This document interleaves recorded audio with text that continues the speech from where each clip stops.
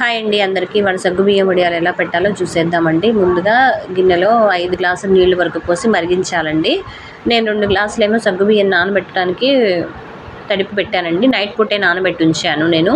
చూసారా ఇలా నానిపోయినాయి, బాల్స్ లాగా పెద్దగా అయిపోయినాయి. చూసారా ఇలా నలిపితే మెత్తగా అయిపోవాలండి. అలా అయితే తొందరగా ఉడుకుతుంది, మనకి ఎక్కువ టైం పట్టదు.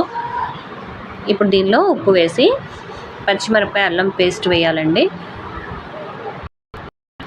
గ్రైండ్ చేసి పెట్టుకున్నాను పచ్చిమిరపకాయ అల్లం పేస్ట్. నేను జీలకర్ర కూడా వేస్తారు కొంతమంది. నేను జీలకర్ర డైరెక్ట్గా తెలియటప్పుడు వేసుకోండి. అంటే ఇలా వేసుకోవచ్చు, అలా వేసుకోవచ్చు, ఎవరి టేస్ట్ తగ్గట్టు వాళ్ళు వేసుకోవచ్చు అండి. ఇలా వేసుకున్న తర్వాత సగ్గుబియ్యం వేసి బాగా ఉడకనివ్వాలండి. ఒక 1/2 అవర్ ఉడికితే సరిపోతుంది. చక్కగా వైట్ అనేది లేకుండా చక్కగా మనకు తెలుస్తుందండి. చూపిస్తాను మీకు.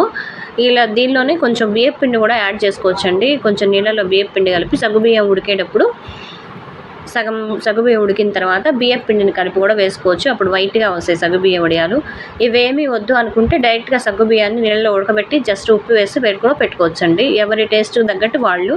కొంతమంది ఏం చేస్తారంటే కొంచెం మజ్జిగ కూడా పోస్తారు వైట్గా ఉండడం కోసం అని. చూడండి ఇలా బాగా తెరలి ఉడకాలి. మీకు చూపిస్తాను చూడండి.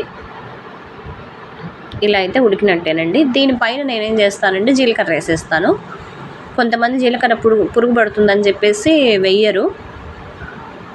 ఇవి తక్కువగా ఉంటాయని చెప్పేసి నేను వేసేసాను. కొంచెమే కదా పెట్టాను, తొందరగా అయిపోతాయని చెప్పి నేను వేసానండి. చూసారా 2 కూడా ఉడికిపోయినాయి.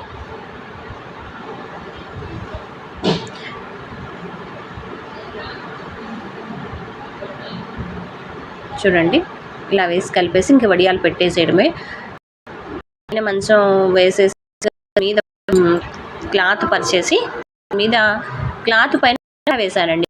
పట్టా వేసి దాని మీద ఆయిల్ అప్లై చేస్తే ఏంటంటే మనం పీకకుండా అది గట్టిగా లాగకుండా వస్తుందని చెప్పేసి నేను ఈ ట్రిప్ ట్రై చేశానండి.